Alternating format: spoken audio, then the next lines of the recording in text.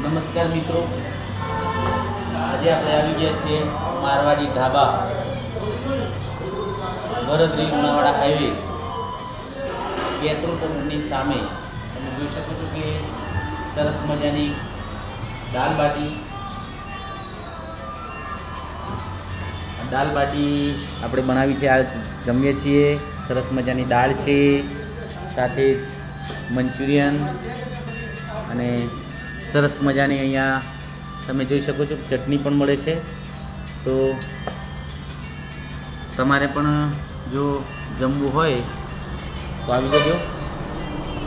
સરસ મજાની દાલ બાટી ખાવા મારવાડી ઢાબા, લુણાવાડા વરદરી હાઈવે, પેટ્રોલ પંપની સામે મારવાડી ઢાબા.